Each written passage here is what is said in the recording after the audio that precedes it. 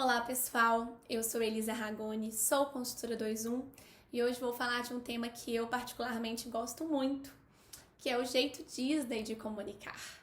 A Disney é uma das maiores e principais empresas de entretenimento do mundo e, como tal, possui vasta experiência em comunicação. Afinal de contas, eles atingem um público muito diverso, de diferentes idades, diferentes perfis, diferentes partes do mundo.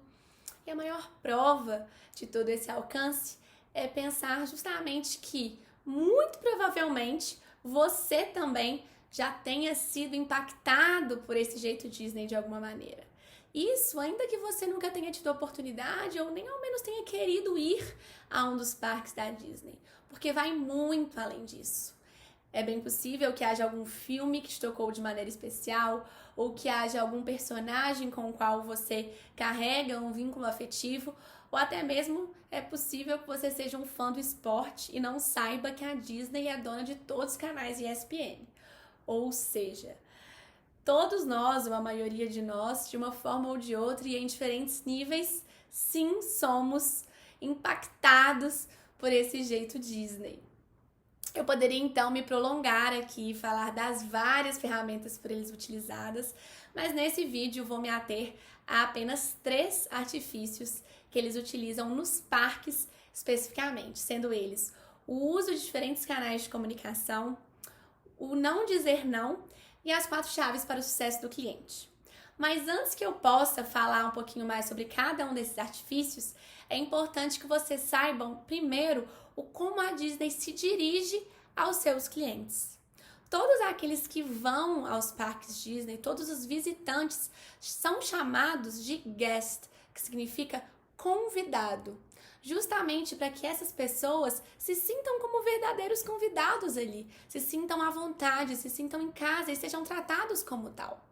Por outro lado, todos os funcionários Disney são chamados de cast members, que significa membros do elenco, a fim de dar esse papel mesmo para os funcionários, essa responsabilidade de que eles têm que protagonizar esse show, esse espetáculo, proporcionar essa experiência para os convidados.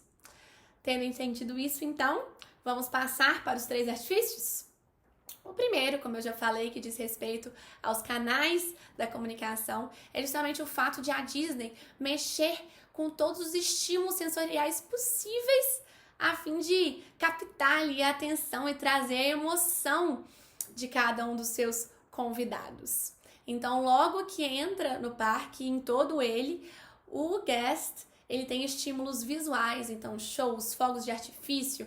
Na época do Natal tem neve artificial, luzes, cores, tudo isso combinado também com estímulos sonoros, músicas que combinam com aquilo que se está vendo, músicas e sons apropriados para cada parte do parque.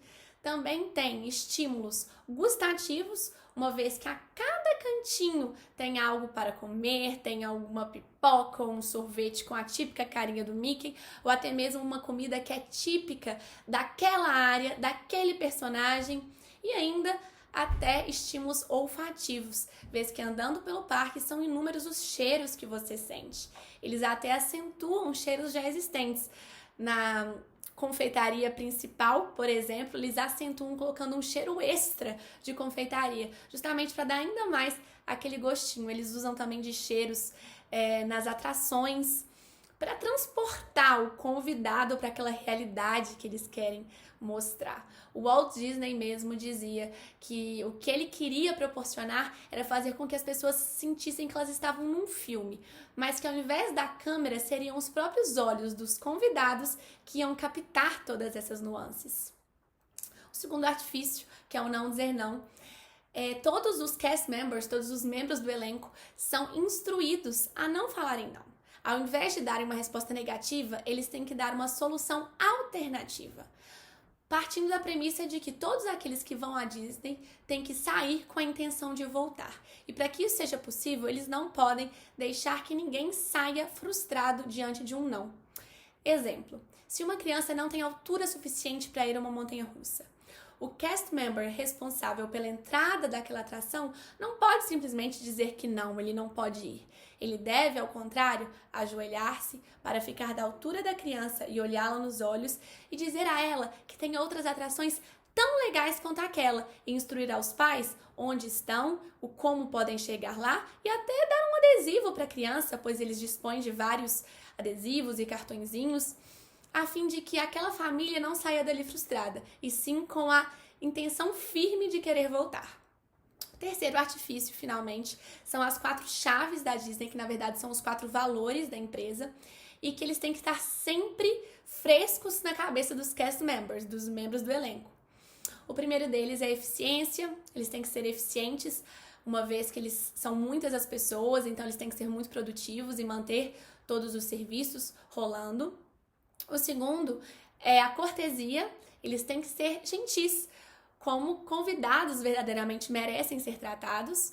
O terceiro é o show, que é justamente eles performarem o personagem deles, eles serem de fato membros do elenco, eles fazerem com que o espetáculo aconteça. Então, se você trabalha na área do Velho Oeste, que você haja como tal. Se você trabalha na área do futuro, que você haja como tal. E, finalmente, o último critério, o último pilar, a última chave é a segurança. Ela que está tão em voga agora e que é a chave principal da Disney. Porque eles gostam de passar a ideia de que a Disney é o lugar mais seguro do mundo. Por isso que agora a Disney está fechada diante de tudo que está acontecendo no mundo. Isso é realmente uma situação muito atípica, pois foram pouquíssimas as vezes na história em que a Disney fechou e nunca ficou fechada por tanto tempo assim.